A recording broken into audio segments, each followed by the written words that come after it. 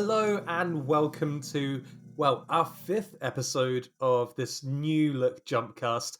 I'm Simon Whitlock, and joining me, as always, are the lovely Charlotte Harrison. Hi, Charlotte. Ahoy! Ahoy, hoy. Ahoy. Sorry, I forgot ahoy. And Alex Gilston. Hi, Alex. Howdy doodly, y'all! Oh, I you're changing it up. tried. I can't. One second. I'll do it. Hi, how you doing? You know what? I think I preferred the first one. Oh. But how are you guys doing anyway? How's this last week been for you? I mean, that says it all. Yeah, no, it's been fine. It's been fine. I've not really done much. I've just been working again. I feel like I have to say that every time. Just it's been working. It's been Always on the working. grind. Always on the grind, Alex. Always. However, I did for the first time start Modern Family. Oh, very nice. Yes. How are you finding it? I've only seen like 3 or 4 episodes so far, but it has no right to be as funny as it is. I don't think. It's very, very funny. Like, I didn't expect it to be so funny. There has been some genuine, like, keel over laughing moments so far. So I'm excited I'd agree. to sink my teeth. Yeah, I think anyone who says they don't like Phil is just lying. Yeah, that's very true. Yeah. And gosh, might have to dive into that later. But Charlotte, how are you doing? How's your week been? Also, we should say a belated happy birthday.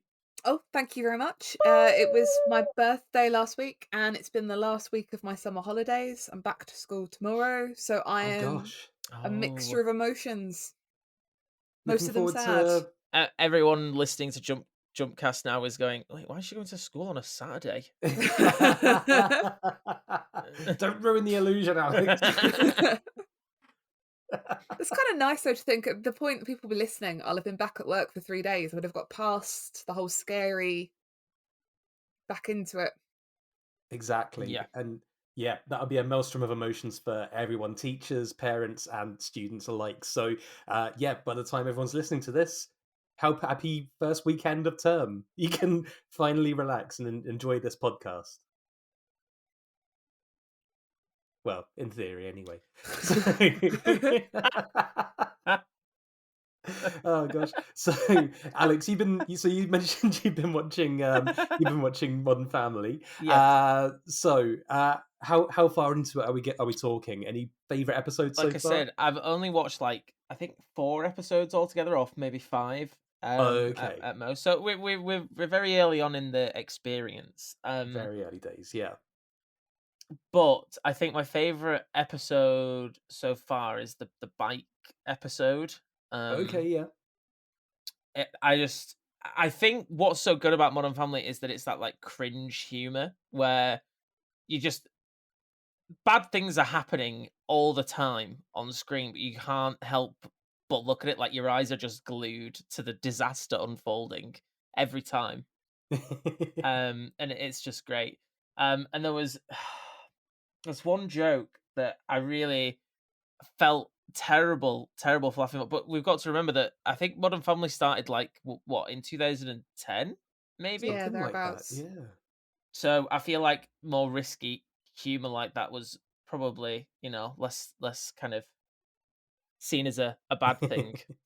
Even though that it was only 10 years ago or 11 years ago. But there's a joke that and again, I can't fully remember all the names just yet, but the grandpa, the patriarch of the family, Jay. Right, yeah. he's talking about Manny's dad, and saying how Manny thinks his dad is like Superman, and then he goes, the only thing him and Superman have in common is they both came to this country illegally, and I just couldn't help but like just rip roaringly laugh at that, and I felt bad for doing so, but it just caught me off guard completely, and obviously that's the type of character that he is. Yeah. He very deadpan says exactly how he feels and says some very risky things. And I've been told by a friend that apparently that gets worse as the season goes on. So, Yeah, we'll see. Jay is exactly that character, and yeah, I'm looking forward to hearing more of your takes on this as time goes on. Yes, I'm excited to carry on watching. Oh gosh, I'm gonna have to report back down the line, I think. But Charlotte, how about yourself? Any US comedy on your watch list, or anything else you've been catching up on the last I was week? trying to find a segue there to talk about Succession series 2 that I've just finished rewatching. I Oh guess the yes, can't look away from the tragedy and the awfulness. Yes. Oh my gosh. I So my can't good. wait for goodness series me. 3. Particularly, I forgot the cliffhanger we'd been left on for has it been 2 years Oh, nearly? it's Nearly 2 been a years. while. I Yeah. remember watching Succession through lockdown last year because people were just kept on talking about it on Twitter, and I was like, right, I'm gonna have to see what all the fuss is about.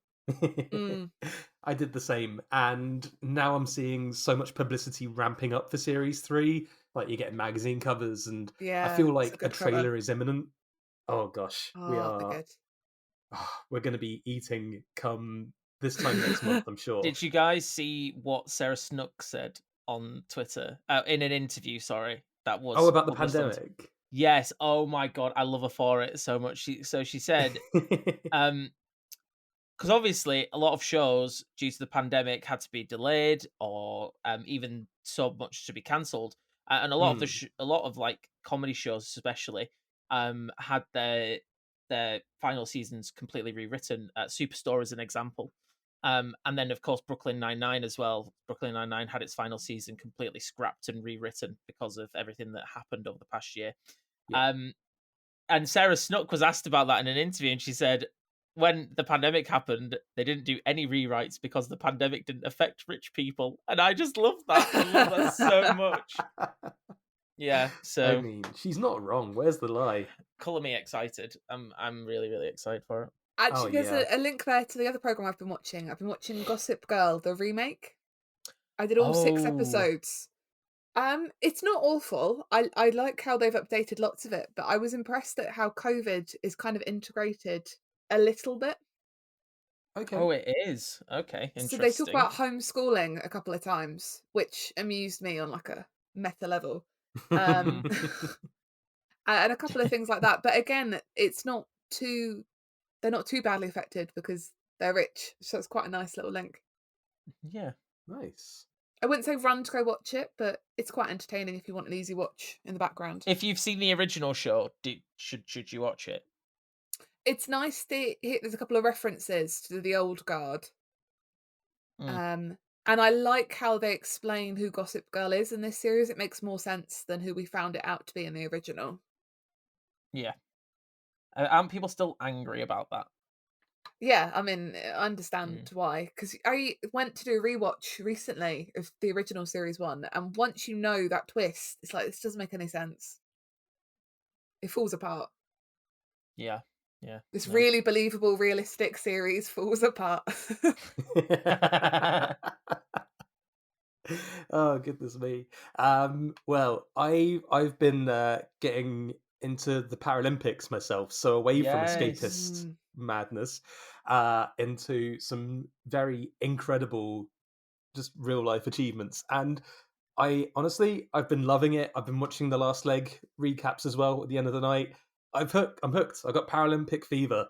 Yeah. Um, and So have I. I'm right there with you, Simon. Honestly, in the kind of, I have it on every night because obviously the due to the time difference, it kind of the stuff starts at about 11 o'clock ish. yeah, So like a couple of hours before I go to bed, I'll have it on, and then when I wake up, it's generally still going. So I kind of have it on pretty much non-stop, and it's just insane, isn't it? Like it's it's just so great. incredible, and we're doing incredibly well as well as Oh of yeah. time of recording. Yeah, absolutely. Paralympics GB, if you're of the flag waving disposition, or even not, just you want to celebrate some really impressive para athletes. They are just absolutely smashing it. They are, golds left, right, and center. So absolutely kudos to them. This is going to come out on Friday. This show, so we may have heaps more gold being celebrated by the time this comes out, or we might have absolutely crashed and burned. But who knows? Either way, it's been a great week. So yeah, I've been thoroughly enjoying that. On a more somber and darker note, I caught the first 2 episodes of Vigil, the new BBC drama. I don't know if you guys have caught Mm. D- this. shh, shh, shh. Oh, oh. I haven't seen the second episode yet, so No, shh, me dumb, neither, actually. Okay. dumb. However, I watched the first episode last night with my friends because we are of the Line of Duty ilk. We love it. Yep. We Yep. Yep. watched Yep. the last season together every week religiously. It was like our show. And obviously we were very happy when we found out that the production company behind Line of Duty had made something else, and Martin Compston was in it. Although Yeah. With this we little were a sailor bit hat. angry. We were a bit angry to find out what we found out in the first episode. Like the first 10 minutes, The even. first 10 minutes of the episode, yeah. We were kind of like, no. So sorry, BBC and Line of Duty production people, you lured us in with Martin Compston. Oh, the deception. You snatched him away from us. Snatched him away. Hate you. I mean, I'm willing to look past those transgressions because I'm kind of loving it. Like the whole moody submarine drama thing. I'm a big fan of it. Like the way developments are going, it feels a little bit like there's something altogether more sinister going on than just the straightforward kind of police procedural thing. I I'm I don't know if either of you guys caught this. There was a series on Sky some time ago called Fortitude. I've heard of it, but I don't Yeah, think same. Okay, so it kind of started as like one of those kind of Scandi noir esque procedurals, and then just veered into Crazy Town by ah. the end of the first series. And I kind of get this vibe from this as well. I think, like, I don't know, maybe I'm barking up the wrong tree. Whatever happens, I'm here for the ride and I'm loving it. So yeah, more of that, please. Yeah, I mean, from the first episode, it seems like it's got a lot of promise. And what me and my friends are going to do is we're going to save um the second episode, and we're going to watch it before episode 3 airs on Sunday, Oh so that we gosh. can do a double bill. Oh, Yes, nice. absolutely. That's the way to go. And well, speaking of double bills, we've got we've got a film coming up which double bills very nicely with its predecessor in terms of a review, and we'll get onto that later, which ties us quite nicely into our news segment. The big news when it comes to the box office, I know there are a load of box office fans out there. Um, in the US, the big news and historical news, I don't know how it's taken this long. We're in 2021, but Nia DaCosta, off the back of her release of her film Candyman, she has become the first black female filmmaker to top the US box office. Sweet. Yep, But get it, Queen, get it. I mean, guys, this is momentous in many ways. It is a shame that it's taken this long, but I mean, that's just the way that the landscape of directing and filmmaking in Hollywood is going, isn't it? Yeah, I think so. And I think that it's just incredible really, because not only is it incredible for um black filmmakers, female filmmakers, but it's also really good for the horror genre as well, because to be fair, I am kind of guilty of doing this in the past. The horror genre is not taken too seriously all the time. And I feel like this is a very good little signpost for the genre. And I vaguely Yeah. remember last year she really pushed for the film not to be released on demand, that she wanted to hold off for cinema releases. And I reckon we'll talk about it in the review section later on. It was so worth it for this outcome. Yeah, absolutely. And it seems to have paid dividends anyway, because people are, well, clearly coming with more confidence than they have to other films of this ilk as well, and just generally, because this has hit like 20 odd million opening weekend, which, or maybe even more than that in the US, which is pretty impressive for the pandemic as well, we have to remember. Yeah, very much so. It's really, really good. Really, really, Yeah. really, really good to see. I mean, long And may it continue. she'll do it again when the Yes. Marvels comes out next year. This time next year, do you it. heard it here first. I Very mean, excited. unless things get pushed back because of new variants and everything else. Shh, but- Simon, no. Don't even say it. Don't even say it. Okay, I'm not going to say it, but what I'm going to say is to black female success to straight white mediocrity, Expendables 4 is coming.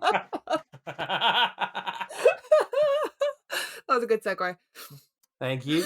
Oh god, I just don't even know anymore. I mean, what more is there to say? We've done No, this there really 3 isn't. times now. I don't think Like, I've Yeah. ever expendabled. I've not seen an expendable before, I don't think. I've seen like bits of the first one, but no. yeah, it just feels at this point like, come on, you've made your money, just retire. I mean, I feel like that sentiment is going to be coming up in another segment shortly. Also for somebody who's probably going to be ending up in this film. Yeah, But no, definitely. yeah, you know what? Let's just move on Yeah, good to. idea. Good idea. Well, I mean, we've got a whole bunch of sequels coming, obviously, but it seems like the pandemic hasn't slowed anything down in terms of franchise making for the House of Mouse because Jungle Cruise 2 is in the works. It's confirmed. Emily Blunt and Dwayne Johnson's outing based on the theme park ride has done well enough to warrant a follow up. It's a fish. Yeah, very excited actually, because I absolutely adore that film. I really, really enjoyed it more than I thought I was going to. So to see, well, with how the film actually ends, it's very open. So Hmm. it'll Yeah. be great to see what they can do. I'd like a tighter running time. Yeah. Oh yeah. Well, I Absolutely. mean, if we're going kind of, if we're going in the way of Pirates of the Caribbean, it's only going to get longer, Charlotte. Oh. Maybe that's the ultimate crossover. They find a way to bring Jack Sparrow into. I feel well, yes, I can't remember who it was on Twitter, and I'm really sorry if I've stolen your idea, but I do random Twitter person. This was your idea, and I do remember reading it, but I can't remember who it was from. I often say that, by the way, in JumpCast or in any podcast I do. Actually, I'm just like this person on Twitter, and I can't remember. I need to start writing it down. So they said like it would be really cool if Pirates of the Caribbean and Jungle Cruise did like a crossover where they like were trying to look for Jack Sparrow's treasure or something like that. I don't know. Davy Jones steps out of the shadows in the credits and says, "I'd like to speak to you about the Disney Rides Initiative."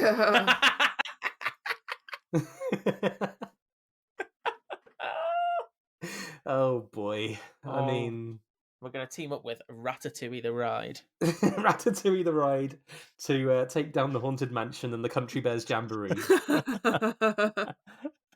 Oh It's my going to god, be great. wouldn't the bad guys be the Hall of Presidents? Something like that. Oh, well, that's... Wasn't So I know this is a tangent. We need to not go into any more tangents, but God. isn't Jon Favreau developing a series for Disney about like Yeah, like behind the attractions or something? yeah, something about Yeah. like the Disney parks or about like a massive weird like Kingdom Hearts style Disney universe Oh, thing. okay.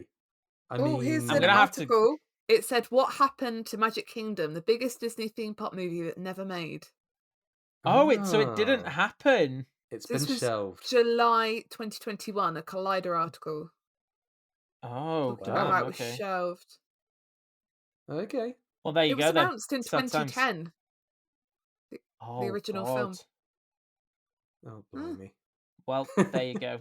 It's Let's not say, not to be. good old Hollywood, eh? I mean, blimey. Oh. But, well, speaking of Hollywood movements, we've found out today, I think, that the new Texas Chainsaw Massacre film, yes, another one, has been picked up by Netflix. They've purchased the rights to this. It's going the way of the Halloween films, where we're kind of bypassing all those sequels and prequels and sidequels and ridequels and whatever to go straight after the first one 47 years later. I mean, is there any excitement for this? How are you guys feeling? No. I mean, that's pretty much that's yeah. I guess unless Charlotte, do you have anything you want to bring to the table on that As one? our resident horror no, thank you. I've seen the original. I'm not going to watch this one. No. It's like the first one is brilliant. Like the first one is so good and influential on so Ugh. many things.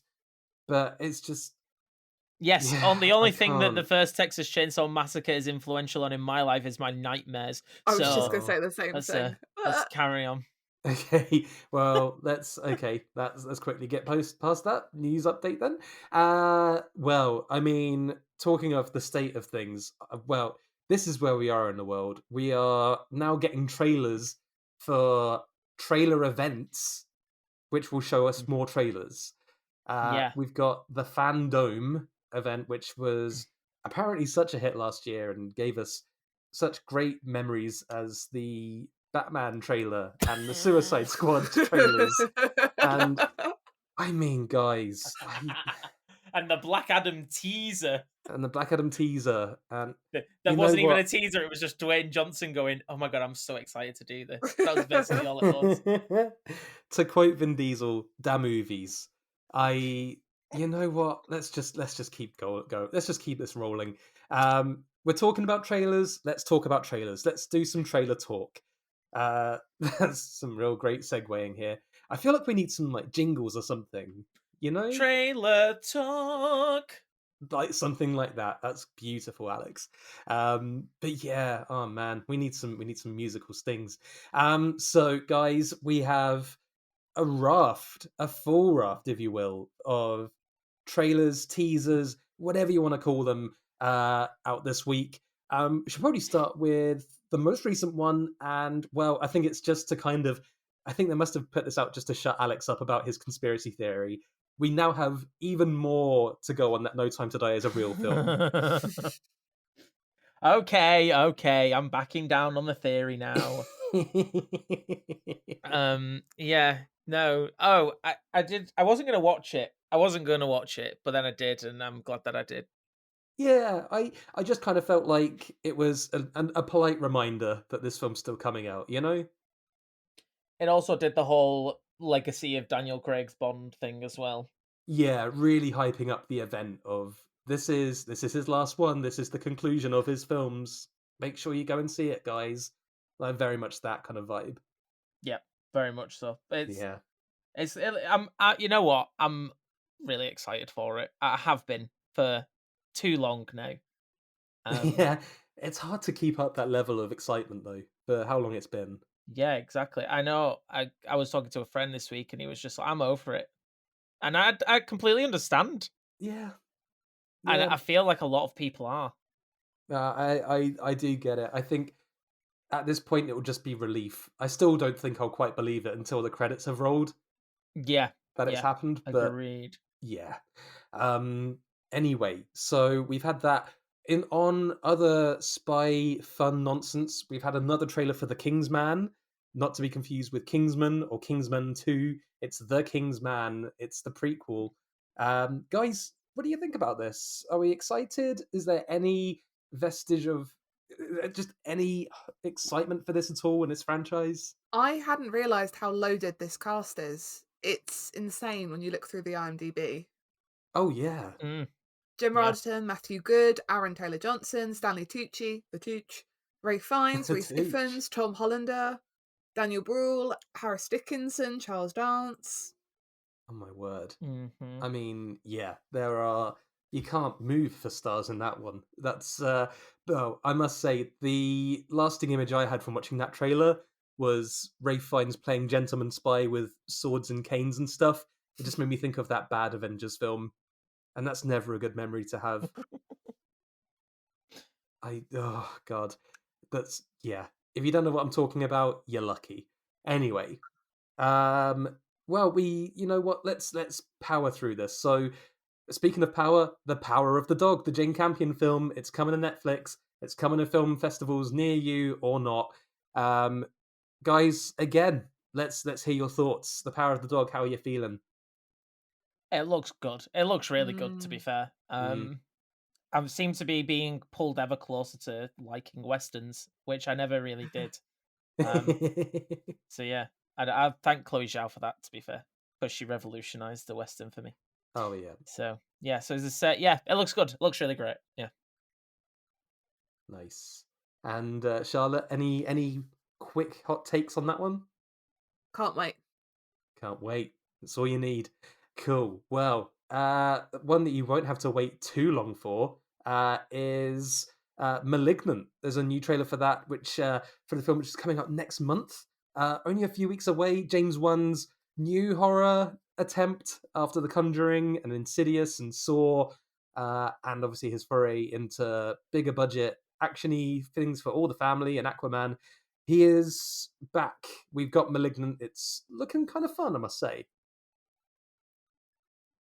If Fun. like scary, in your face, jumpy things are fun, then yes, Fun. hilarious. Simon, your definition of fun is very strange to me, and clearly to Charlotte too. So, you know because well, the thing is, I did. You know how I mentioned the other week that I did a four film day in the cinema the other week, and that Malignant trailer was on for every film, every film that we watched, Wow. all of them, and I had to go through that every time. And it was scarier than the films I watched. No, not going anywhere near it. Simon, No. you know what? You can be the Malignant correspondent when it comes to JumpCast. I've been called worse, Alex, than the Malignant correspondent.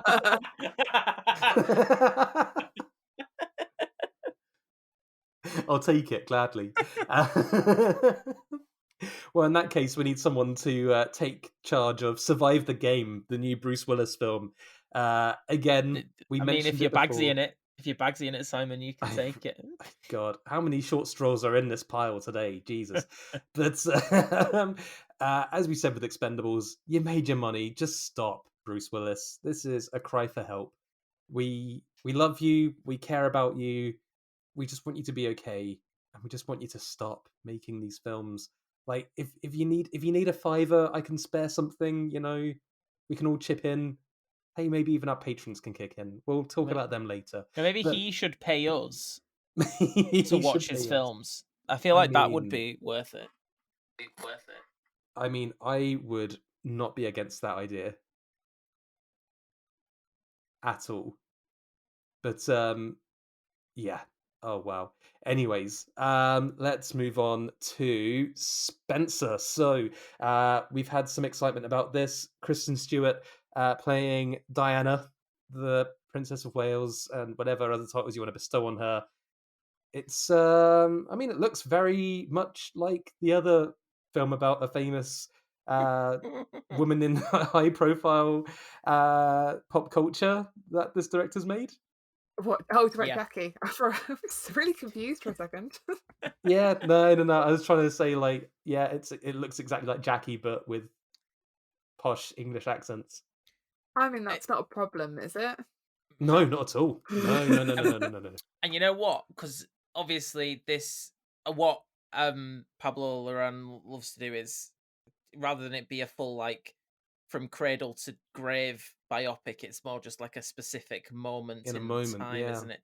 And the moment in time that he's picked for this movie is when the Christmas when Diana left Charles, which I mean, considering that The Crown on Netflix hasn't done that yet, I'm happy to get my fix in other ways. Oh yeah, no, this is going to be, well, to steal a term from the show notes, it's going to get spicy. So it is going to get spicy. I can't wait. It's going to upset a few people, I have a feeling. And are we thinking that like the two frontrunners for Best Actress during award season this year is going to be like Kristen Stewart and Lady Gaga? I wouldn't be surprised, you know. That's I think. Yeah, I'd be very happy with that. I'm going to say it's going to be a good race. One which might not make the front running for award season, but still looks, you know, it looks fine. It looks pretty good. Is Lady of the Manor. It's Justin Long's writing, directing outing. A little bit My Fair Lady, a little bit Ghosts, a little bit All of Me. I don't know. What do you guys think? Right, I put this on the list because it has Judy Greer in, and I think Judy Greer is an actress who's just not had her dues in film. No. Agreed, yeah. So I just got really excited when I saw her playing Lady Wadsworth. Yes. I'll probably watch it. And yeah. I mean, that's an endorsement, I guess. Yeah. I suppose give it a chance. It'll give it a go. But I mean, yeah, go check out the trailer. Check for yourself, listener. I think, yeah, it might work for you. It might not. Who knows? Anyway, on that rather tepid endorsement, We should have ended on Spencer, Simon. we Come should on. have ended on Spencer. I know. I'm sorry. I'll get it right next time. But that was trailer talk. And before we get stuck into the reviews, and boy, have we got some films to talk about. I just want to take a little moment to talk about Patreon, if you'll indulge me. So every week, we take a moment to thank and recognize our lovely patrons who generously support the JumpCut family with a monthly pledge at the highest tier of our Patreon. For £8 a month, that's basically the cost of a coffee a week, or 2 coffees a month if you're in London. You can join these lovely people in our thanks. So we are thanking this week Chris Wilson, Enon Films, Robert Denny, Daryl Griffiths, Sam Luck, Orla Smith, Peter Hodgkins, Andy Meakin, Fabiana Rosas, Hamish Calvert, Martin Richmond, and Manuel Bento. You guys are so lovely, and thank you so much for your generous, constant support for JumpCut. It keeps new writers being commissioned and paid for their writing, which is so important. And it just keeps JumpCut being amazing. And if you want to know how you can become a patron, visit the patreon.com website. Go to patreon.com/jumpcut_online. And of course, you can check out JumpCut Online's own website and their social media for all information. And well, why wouldn't you want to anyway? It's where you want to be. So, after that lovely little bit of housekeeping, I think, you know what? I think we should talk about some new films. Let's do it. So, shall we? I mean, I kind of feel like we have one. I shouldn't say its name, but I feel like I should say its name. Only once. Only once. No reflective surfaces here. No I more feel than 4 confident. times. I've not got any mirrors in my bedroom, so I think I'm okay. I Got think a you're mirror okay. directly opposite me. This is Oh frightening. gosh. Okay. Well, we'll just have to. Right. Do you know what? Let's keep a We'll tally. see if we can not say it more than 4 times. Okay, well, you know what? Let's just get rolling. So this is, without any equivocation, near DaCosta's Candyman we are going to be talking about now. This is a sequel to the 1992 horror classic starring Tony Todd, Virginia Madsen, and others. So this is it's a follow-up in it almost completely, not just spiritually, but directly as well. So this follows the same neighborhood in Chicago, Cabrini Green. This time we are following Anthony, who is played by Yahya Abdul-Mateen II, who is an artist who learns about the myth of this person. I'm not going to say it. And the consequences of summoning him. And well, it might be that he's getting more of a close connection to the myth, the urban legend that is the Candyman. And as the story progresses, who knows? Maybe the myth is coming back. So, guys, we've all seen this. We have. Yep. There has been so much excitement, and have you not seen it, Charlotte? No, it's a jip agreement. I'm Oh, like, sorry. come on, Yep, come on. sorry. That sounded like a very panicked, like, "Oop," so I thought I'd check. So yeah, we've all seen this. We've all seen the marketing. We've all seen the posters on the mirrors in cinema bathrooms. I mean, let's get stuck into this. What did we think? Was this a sweet treat, or did it leave you, stung, for want of a better word? Charlotte, let's start with you. I think I loved most of it. Okay. I think there's some issues with the storytelling and the plot. I think there are some holes and there's some narrative issues, but overall I thought it looked beautiful. The credits especially, everyone stayed seated for the credits at the screening I was at just to enjoy the shadow puppetry. Yes, that's something we should mention, absolutely, is so throughout the film and through the end credits of the film, there is the use of a shadow puppet theatre to tell the story of the Candyman, and his and basically the history of the legend. And it's well worth catching. It's a good public service announcement. We did it for the Suicide Squad. We'll do it again for this, so definitely make sure you stick around for it. Um, Especially as I feel like in some ways it explained the story of the film better than the film did in certain ways. mm, Uh, yeah, Interesting. I think I agree with that. That I Yeah. wanted after I saw it, I wanted to read a Wikipedia summary, but I was at a preview screening, so I had to wait a week till Right. hopefully that appears. And there's just a couple of things I didn't quite get, that didn't quite gel, and I'm not holding that against the film, because I Okay. think films typically with a female filmmaker are held to a higher standard, let Mm. alone a female Mhm. filmmaker who's also of color. Yeah. Yes. And as we've talked about her success this week in the box office, um, but visually spectacular, great performances, tight running time, possibly too tight. I think you might talk about in a second. I'd Yeah. say 4 out of 5 stars for me. It wasn't perfection, but I really had a great time with it, and it left me with a lot to think about. Not least Mm. the man Mm. himself. Yeah. Absolutely. Absolutely. Alex, are Yeah, your feelings online with Charlotte? How are you? k- How did you come back from Candyman? kind of. I mean, when I first came out, because obviously I put everything into Letterboxd once I've seen it, and I think I initially probably rated it harshly. Hmm. I think I rated it 2.5 stars, so like kind of middle ground. But I feel like it deserves more than that, to be honest, because it is, it's a feat within itself in terms of representation and all that kind of stuff, which is insanely good. Um, the lower rating comes from my own experiences with horror movies, to be Okay. honest, and my like personal feelings towards these kinds of movies. Um, it has nothing to do with anything else. And like Charlotte was saying, how films made by women and especially women of color are held to a much higher standard, for some stupid reason.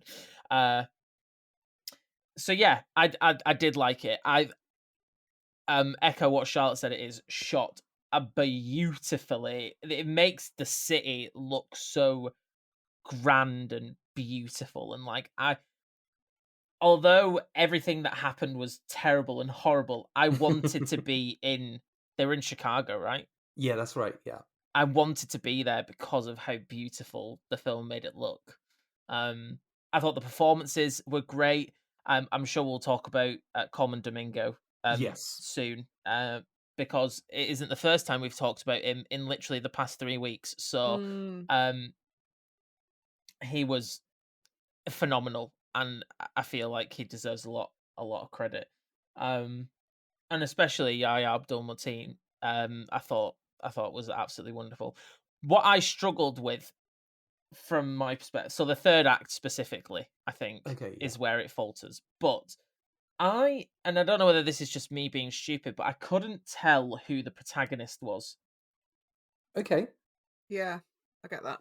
It kind of frittered between um Yahya Abdul-Mateen's character and then also Tiona Paris's character, and I couldn't quite tell which one they were going or trying to put the most focus on, and who kind of comes out of it as, you know what I mean? Do you know what I Yeah. mean? It- and I'm still not quite sure. Okay. That's a fair assessment, I'd And say. and I think that's more of a downfall. If I'd have known that they're like, we're focusing on this character or we're focusing on this character, then I probably would have been a bit more on board with it. Yeah, no, I think that's a fair point. I think I think what's interesting is that it's like for me, it was trying to tell so many different stories, and I think that's where like uh, the muddled perspective definitely does come into play. I'm just wondering, guys. I know that you mentioned Alex that you're not the most fond when it comes to horror. Did you both get to watch the original, the 1992 film? I haven't seen it, I no. Yeah, go ahead, Charlotte. I watched it like at a sleepover when I was in my teens, through my Okay. fingers.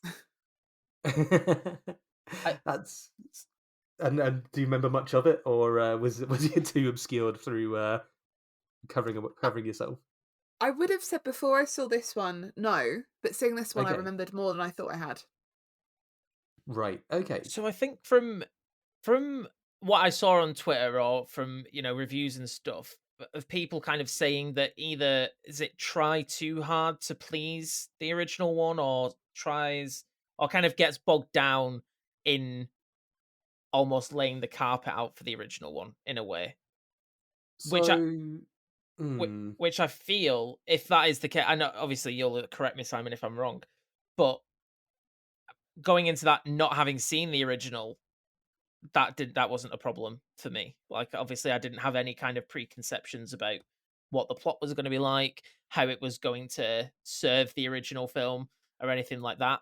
I know there is a moment towards the very end of the movie that does heavily reference the original. Am I yeah, correct? that's right. Yep. Um, So and I yeah, clocked that, but that's as far as I got. okay, that's totally fair.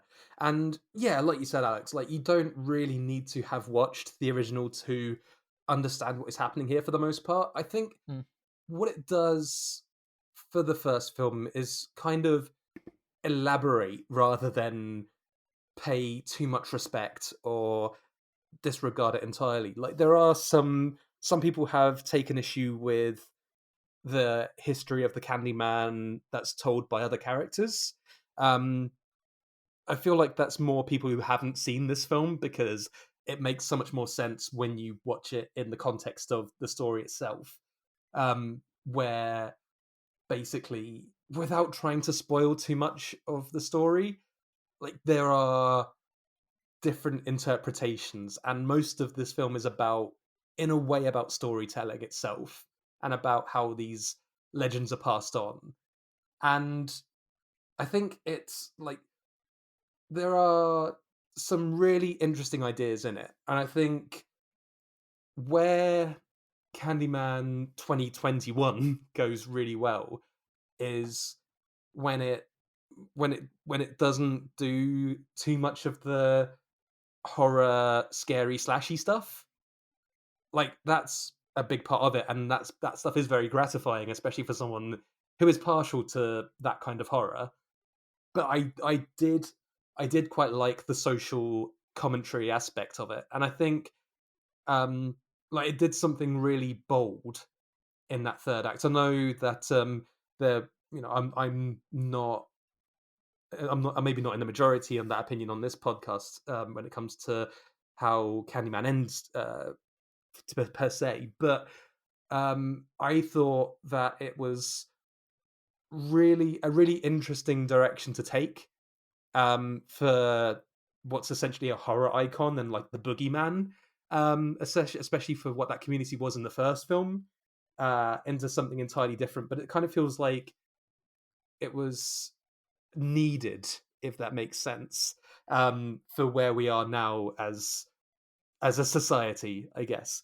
I want to actually bring people's attention to an article by Richard Newby, um, which was, I believe, in the Hollywood Reporter, which is a fantastic essay on this iteration of Candyman.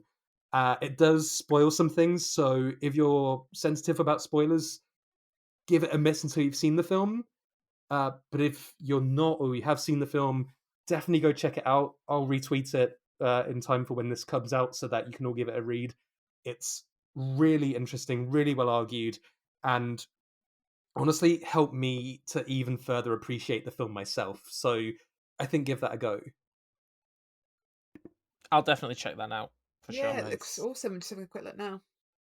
Yeah. Oh, great. Well, there you go. There's one person convinced. But yeah, I think I would agree that like in terms of the pacing, I think so Charlotte, you said maybe too tight a running time. I do wish, and I actually tweeted this when I came out of the cinema saying that it's one of the very few films that I think would have benefited from a longer runtime.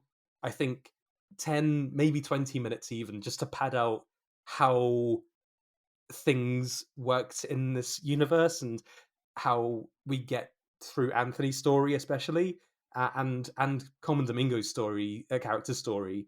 I felt like there were so many bits and pieces, and Teyana Paris's character's story. There's just so many different stories in this film that I wanted to just hear more of. And it's, yeah, I guess a little bit frustrating that we didn't get more of that time, but maybe there's stuff on the cutting room floor that might be recovered. Who knows? Yeah.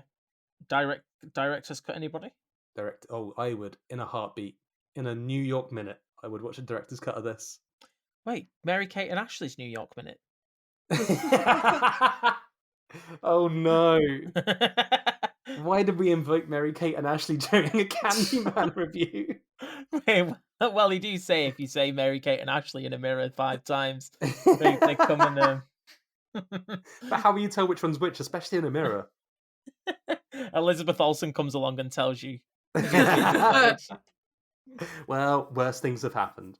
But yeah, like in terms of like the performances alone, I mean, there's not a weak link in this cast at all. And we mentioned, like you said, Alex, we mentioned Common Domingo before in So Zola, good.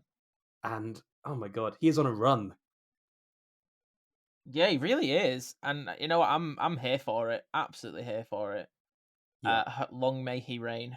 Long may he reign indeed. Well, that was Candyman. For me, that's a hearty endorse as a fan of the original, as a fan of horror.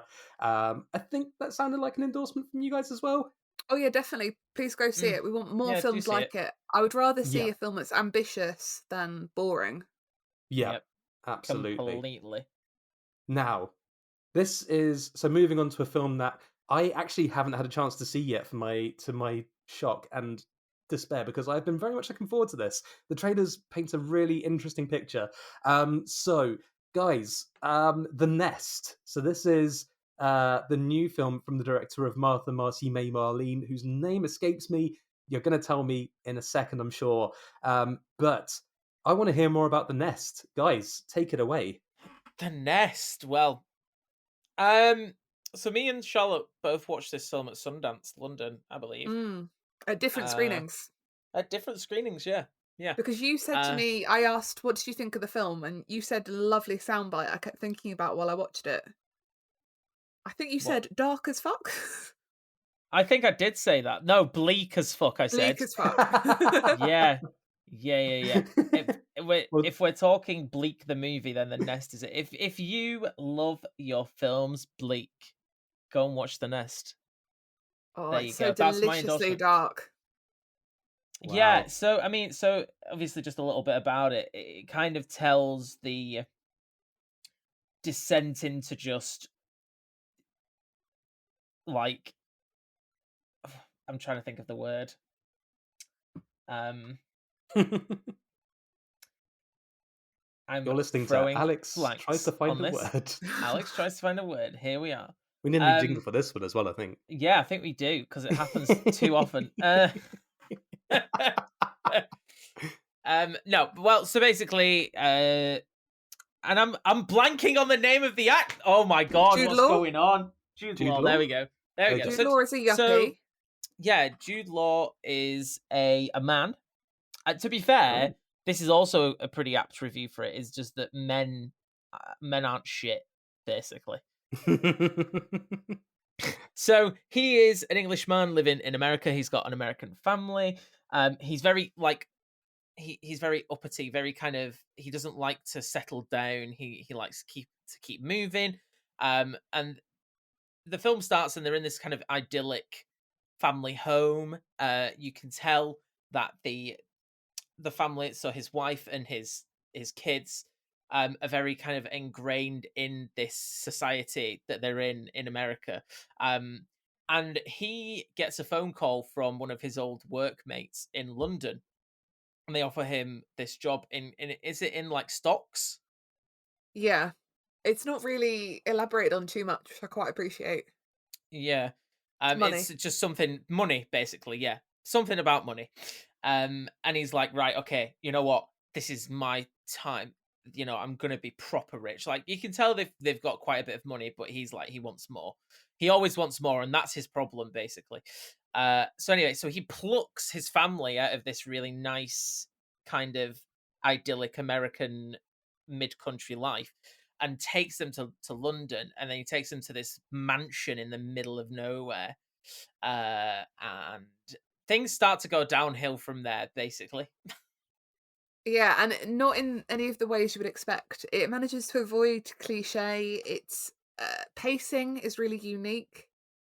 I'd Mm, make an argument that it's like a kind of neo-Gothic in terms of the house feels haunted. Everything feels really bad and not right. And their yep, marriage dynamics as well are fascinating. So that's Jude Law and is it Carrie Coon? yep, They're that's it. I phenomenal. think, I think that's the basic way to put it, isn't it, Charlotte? What you said, everything is not right that throughout the whole film. And it is due to Jude Law's character because, like I said, he wants more and more, and the more he wants, the less that the more he fails, the more he pushes away his family and all that kind of stuff. It's kind of like it's almost like the downfall of man in a film. Yeah. Um, from being up and high and mighty in this really nice place to being rock bottom, literally rock bottom. And Jude Law plays it incredibly well. Like you said, Charlotte, they're both really, really good. Um, I It could have been shorter, I think, a little bit, because I think it was about an hour 45, maybe close to Yeah. 2 hours. So I probably would have liked it to be a little bit shorter. But getting Carrie Coons to dance in a nightclub To Bronx to Beat. 80s music, to Bronx, I mean, give me a full film of that. Oh yeah. Loved it. So yeah, and I think as well, like you said, Charlotte, about kind of it all going down in a way that you don't expect, because there's towards the end, there's kind of like things that are happening where you think something is going to happen, and you kind of want it to happen almost, but it doesn't, and then you can Mm. I suppose maybe that I was a little bit disappointed about that, but still, yeah, very good. Nice. I mean, that sounds like I'm definitely been missing out already. So, goodness me, I need to correct that. But yeah, oh, the Nest. You know what? That's sounding pretty good. Um, well, from a film that I haven't seen yet to a film I've seen nearly 2 years ago. uh, it's a film which premiered at the 2019 London Film Festival, has finally come out on general release. It is Mark Hayton Jones's Our Ladies. So, to give you a little rundown of the whole film, so this is a film based on a book, which is also made into a play of four, maybe five, depending on where you are in the story. Um, Catholic schoolgirls from Our Lady of Perpetual Succour in the Scottish Highlands, who are part of a choir group who go to the big city and who let themselves a little bit loose once they get there. So uh, hilarity ensues and some rather raunchy storylines carry on from there. Guys, I'm hoping that you both have had a chance to see this as well. I haven't, unfortunately, Yeah. but Oh no. I've only heard good things. Okay. Charlotte, what about yourself? Did you get a chance to catch Our Ladies? Yeah, I saw it at London Film Festival 2 years ago and at the Okay, so you're Cineworld with me on screening last this. month. And I also realised while I was watching it, the film, I hadn't realised beforehand, I'd seen a musical of it about a year prior Oh wow. Okay. in the West End using the soundtrack of ELO, Electric Light Orchestra. It's a really Excellent. great effect, actually. Okay. That's an interesting combination, I think. So on your what must be third exposure to this material now, how does it hold up for you? I really love it. I think about moments in it quite often, and I would argue it's kind of a modern coming of age classic. It's not Oh yeah, yeah. massively inventive in some ways, um, but it does it so well. Yeah. Yeah. The leads, the ensemble, they're just so believable. They feel like real teens who've been let out of their cages and are going absolutely feral in Edinburgh in the 90s. Um, Yeah, no, absolutely. I was never As as cool as them at school. I say, Uh, I wish that I was as and I wish that I could let loose as well as these guys did. I just think it's so well handled. their differences, their backstories, and how certain things are revealed throughout the film about them. Mm, Yeah, yeah. I'm really fond of this film. I'm really glad it's got the release it deserves. Oh yeah. Yeah, no, me too. I think I'm with you. So this I managed to catch it yeah, at the film festival and again. And I think both times it's just completely charmed me. Like it's a film which is absolutely unafraid to kind of show off teenage female urges, let's just say. um and just kind of wanting to live their lives kind of outside of those, outside of kind of the very kind of set in established expectations of not only a Catholic education but a very small town upbringing and ambitions as eventually, and you know, and what they're almost destined to.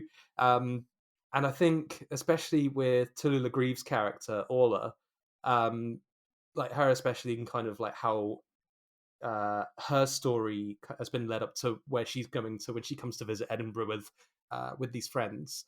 Um, I think that's really like it really does bring, like you say, it's a really beautiful coming of age and coming of age drama and comedy. And I think like it just there's something about just how raucous it is as well, which is just so hard not to get swept up in. Yeah, especially the story, how it's paced with the acts doesn't go as you think it might go. Yeah, The trip itself and the choir performance is probably what, halfway, two-thirds through? something like that. Yeah, it's a very minor part of the film. And I really appreciated that. I thought when I first started watching it, oh, you're going to watch a British movie where they're going to end up at a big choir competition. You kind of think you know where it's going to go, and it's so insignificant to them and who they are. I quite appreciate Yeah. that.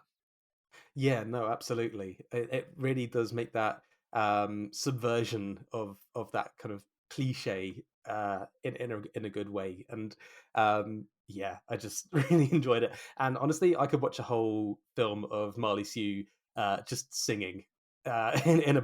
bar. Like, She's uh, phenomenal. she's so great. Did you ever catch Anna in the Apocalypse? Yes. Oh, she's brilliant in that as well. I love her. And also Kate Dickie is excellent as Sister Condren, as a nun. Yes, I love not to Kate be Dickie. mistaken for her nickname in this film.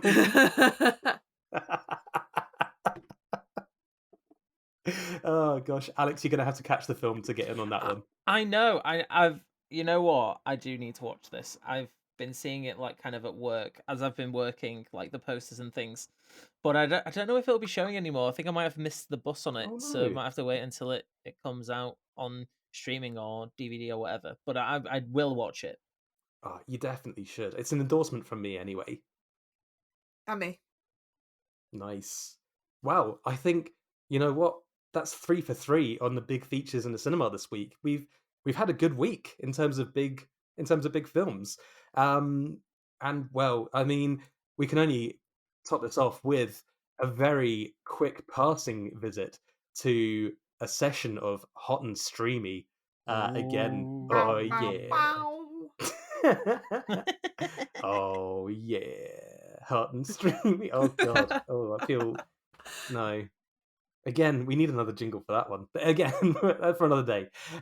So we should probably skim through these very quickly as time is fleeting, as the man said.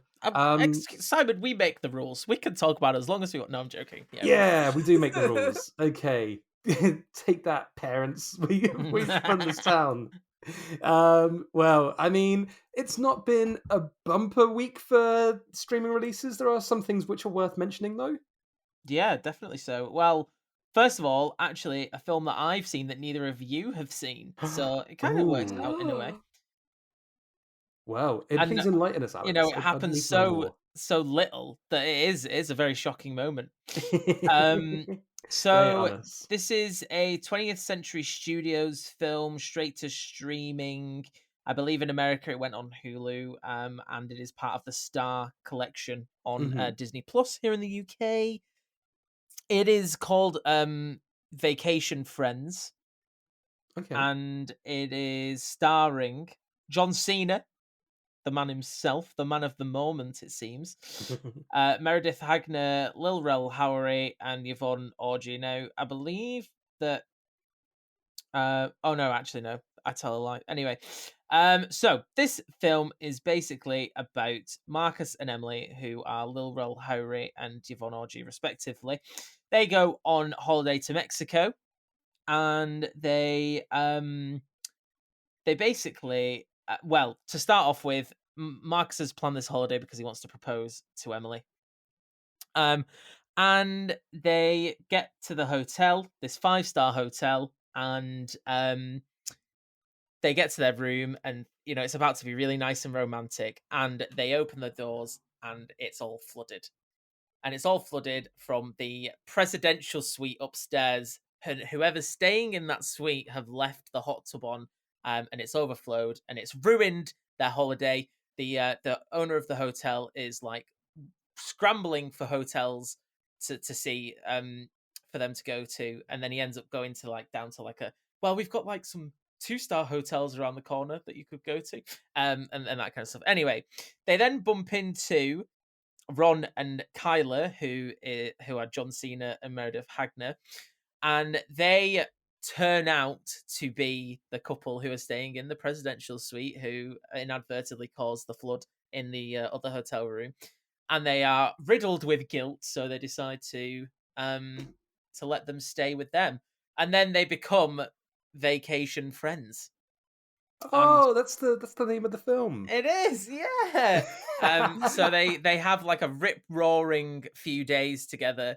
They do loads of wild stuff, and then they go their separate ways after the end of the holiday. After John Cena's kind of like, yeah, we can stay in touch, and Marcus is like, yeah, I'll take your number and we might get in touch. So then 7 months pass, and it's time for the wedding. Oh. And in obviously comedy style fashion, both John Cena's character and Meredith Hagner's character turn up to the wedding uninvited, and stuff ensues from there. So that's kind of like both halves of the film. Okay.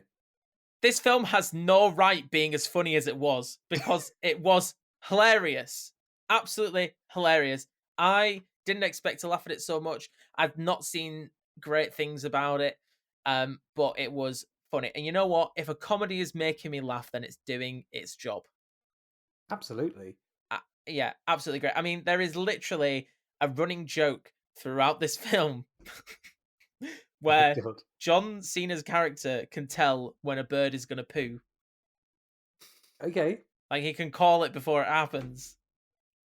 That is how silly this film is, but it is just hilarious, and I wholeheartedly recommend it. You'll probably go and watch it and hate it, but I think it's great. It's really, really good. I mean, you've sold me on John Cena's poo. I did watch the trailer, and I really enjoyed his performance. After a kind of meh Fast and Furious and the Suicide Squad, this felt like proper manic energy from John Cena, and I loved it. Okay, well, yeah, I think he's so much better in these comedic roles where he can just kind of, I suppose, like, be himself, really. Which is, again, like, why The Rock's so successful, because he's basically just himself in every movie he's in. And then John Cena's trying to do this kind of, like when he's in Bumblebee and, like you said, Fast and Furious, the more serious stuff. When he leans into the comedy, he seems to really, really fly with it, which is really good. Definitely recommend. Well, watch it now. Right now. Right now? I mean, we're recording a podcast. It's very poor form. I think just... after the podcast finishes, watch it. Okay, that I can get on board with. Okay, well, I mean, that's Vacation Friends, which, I mean, it sounds like it does exactly what it says on the tin there. I think, you know what, we should change this up, because we've got a few Disney Plus series that we can talk about, and films. But I think, you know what, let's jump over. Let's cross the streams to well, Charlotte, you've been watching something with an interesting title and a very interesting premise. Yeah, Kevin Can Fuck Himself on Amazon Prime is a comedy drama. That's Yep. a Okay. really lame way of putting it. We'll go comedy drama. Um, which starts off looking like your typical sitcom. The Right. way it's filmed, the bright lights, the laughing soundtrack, and then a character leaves a room, and all is not as it appears, and we see the reality of her situation. Oh. Um, I don't want to reveal too much about it. It's bleak as fuck. This is our recurring phrase of the episode.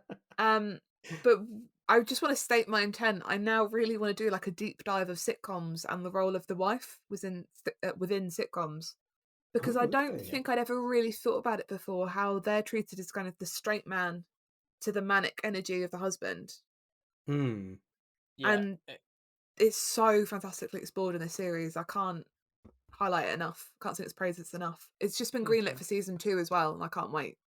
Oh, So I've interesting. only seen the first episode of this, and I got so excited because the main character is played by Annie Murphy, who played Alexis, Of course, from Schitt's in Creek. Schitt's Mm. Creek, which one of the sitcom roles of a lifetime. I mean, absolutely one of the best sitcom characters ever.